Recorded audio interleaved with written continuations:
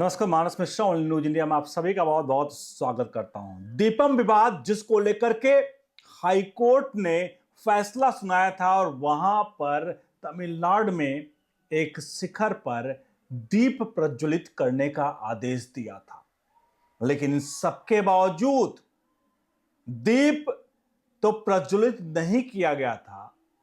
और अब जब कोर्ट आदेश देती है तो उन कोर्ट के आदेशों की धज्जियां कैसे उड़ाते हैं ये संविधान लेकर घूमने वाले राहुल गांधी और उनके एक सहयोगी आज इस वीडियो में दिखने जा रहा है। लेकिन इन सबके बीच में इस विवाद को लेकर के पूरा विवाद, जहां नमाज पढ़ने को लेकर विवाद था, जी हां, नमाज पढ़ने को लेकर विवाद पहुंचा कि भैया जहां दीपम है उसी के बगल में दरगाह है और नमाज होगी वहां पर, इसको लेकर के याचिका सुप्रीम कोर्ट पहुंची थी। आपको दिखाने जा रहे हैं सुप्रीम कोर्ट में उस याचिका को लेकर के वाकई में जबरदस्त फैसला दिया है। और पशु बल, जो वहां पर पशुओं की बलि दी जाने वाली बात थी, उस पर भी सुप्रीम कोर्ट ने आखिरकार मोहर लगाई है। आपको दिखाएंगे कि आखिरकार जो पशुओं की बलि को लेकर के याचिका थी उस पर क्या हुआ है। पूरा का पूरा खबर आपके सब सामने आएगी। अब आपको तब पता चलेगा कि आखिरकार हमारे यहां जनेऊधारी बनने वाले जो अपने आप को मंदिर मंदिर घूमते हैं, उनके कृत्य क्या हैं। जब हिंदुओं की आस्था की बात आती है तो वो उस पर अपने से बुलडोजर चलाने में माहिर रहते हैं, लेकिन जहां हिंदुओं के मंदिरों का निर्माण पुनरुद्धार होता है, जहां पर जीर्णोद्धार होता है, वहां पर ये पहुंच करके छाती पीटते हैं और कहते हैं ये कैसे मंदिर यहां पर ये हो रहा है, कैसे तोड़ा जा रहा है। बहरहाल हम आपको लिए चलते हैं पूरी खबर की तरफ। अनुरोध करेंगे इस पूरे प्रकरण पर अपनी राय प्रतिक्रिया जरूर दीजिएगा और वीडियो को लाइक शेयर जरूर करिएगा। मैं सीधे आपको 7 से 8 पॉइंट में समझाता हूं, जहां पर आपको पूरा दूध का दूध पानी का पानी हो जाएगा। पिछले साल की बात है, अक्टूबर महीने में मद्रास हाईकोर्ट ने अपने एक आदेश में एक फैसला दिया, जहां कहा कि इस इलाके में पशुओं की बलि पर रोक लगा दी थी। पिछले साल की बात है। उसके बाद हाईकोर्ट के आदेश की चुनौती देते हुए दरगाह के एक इमाम ने उसको लेकर के सुप्रीम कोर्ट में याचिका दायर की थी। अब इस याचिका पर सुनवाई करते हुए जस्टिस अरविंद कुमार, जस्टिस पीबी वराले की पीठ ने हाईकोर्ट के आदेश में हस्तक्षेप करने से इनकार कर दिया और हाईकोर्ट के आदेश को संतुलित आदेश बताया और सीधे तौर पर कहा कि पशु जो बलि है वहां पर वो एज इट इज बैन रहेगी, क्योंकि यह फैसला संतुलित फैसला था। इसके अलावा पिछले साल दिसंबर में भी मद्रास हाईकोर्ट ने दरगाह के नजदीक जो है दीपाथून जगह जहां पर दीप प्रज्वलित करने की इजाजत दी थी, जिसे लेकर खूब विवाद हुआ। हालांकि राज्य सरकार ने कानून व्यवस्था बिगड़ने का हवाला देकर के हाईकोर्ट के आदेश को नहीं माना था, जिसके बाद हाईकोर्ट ने सरकार के खिलाफ अवमानना की कार्रवाई की थी। इन सबके बावजूद तमिलनाडु सरकार ने अवमानना के आदेश के खिलाफ लेटर पेटेंशन, जो पेटेंट अपील दायर की थी, जिसे एक डिवीजन की बेंच ने खारिज कर दिया था। इसके बाद मामला सुप्रीम कोर्ट पहुंच गया। इसी बीच राज्य सरकार, पुलिस, दरगाह और तमिलनाडु वक्फ बोर्ड में भी एकल जज के आदेश के खिलाफ डिवीजन बेंच का रुख किया था। अंततः 6 जनवरी को जस्टिस जयचंद्रन और जस्टिस के रामकृष्णन की डिवीजन बेंच ने सिंगल जज के आदेश को बरकरार रखा था। मैंने जो एक टाइमलाइन दिखाई आपको बताई है, ये टाइमलाइन कांग्रेस के युवराज राहुल गांधी, उनके सहयोगी एआईएडीएमके के जो मुख्यमंत्री, तमिलनाडु के उप मुख्यमंत्री, कांग्रेस जैसे हिंदुओं के लिए कैंसर जैसे शब्दों का इस्तेमाल करते हैं। हिंदू आस्था के लिए किस प्रकार से अब शब्दों का भी प्रयोग कई बार देखने को मिला है ऐसे राज्यों से।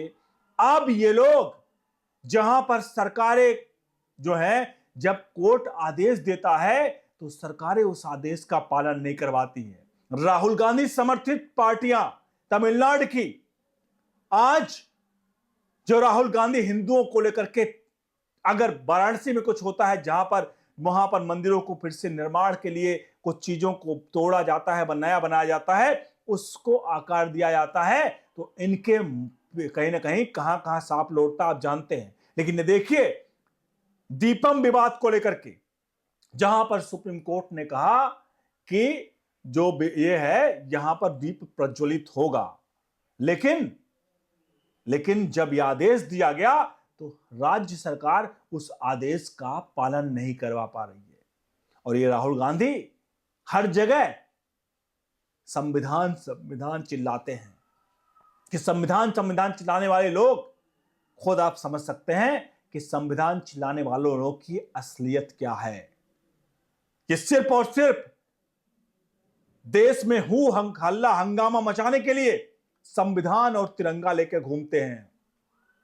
जब आती है तो सुप्रीम कोर्ट के फैसले को भी नहीं मानते। अब देखिए जब सीए एनआरसी था तो यही संविधान तिरंगा लेकर के ये बैठे हुए थे शाहीन बाग में और कहते थे हम संविधान की रक्षा कर रहे हैं। और यहां देखिए उसी संविधान के तहत सुप्रीम कोर्ट, हाई कोर्ट जब फैसले सुनाते हैं तो हाई कोर्ट सुप्रीम कोर्ट के फैसले पर कहते हैं कि कानून व्यवस्था बिगड़ेगी। यही राहुल गांधी हैं जिन्होंने जिस जज साहब ने, हाई कोर्ट के जज साहब ने दीपम विवाद पर फैसला दिया कि वहां दीप प्रज्वलित किए जाएंगे, उस जज के खिलाफ महाभियोग लेकर आ रहे थे। और हम और आप आंख मूंद कर बैठेंगे कि मोदी ने ये कर दिया, मोदी ने वो कर दिया, मोदी ने ऐसा कर दिया। अबे क्या कर दिया ये देख लो। राहुल गांधी ने सत्ता में नहीं है तब ये काम कर रहा है। अगर सत्ता में होता तो क्या करता? तुम्हें घर से निकलने पर भी मजबूर कतई नहीं। आपको बता दें, आप सभी को घर से अगर निकलोगे ना, अगर इसकी सत्ता आई तो आप किस धर्म से हो आपको पता चल जाएगा, क्योंकि इस तरह के हालात ये पैदा कर देगा। क्योंकि सच्चाई तो है कि असल में प्रधानमंत्री नरेंद्र मोदी ने भी संसद में कहा कि गांधी नाम भी चोरी का है। ये खानदानी सरनेम चोरी का मामला है। गांधी कहां से आई किसी को नहीं पता। राहुल गांधी किस जाति किस धर्म का है किसी को नहीं पता। सवाल बड़ा है। कई लोग इस पर शायद विचलित हो जाएंगे कि मैंने बोल क्या दिया, राहुल गांधी किस जाति किस धर्म का है। स्टैंड कायम रखो।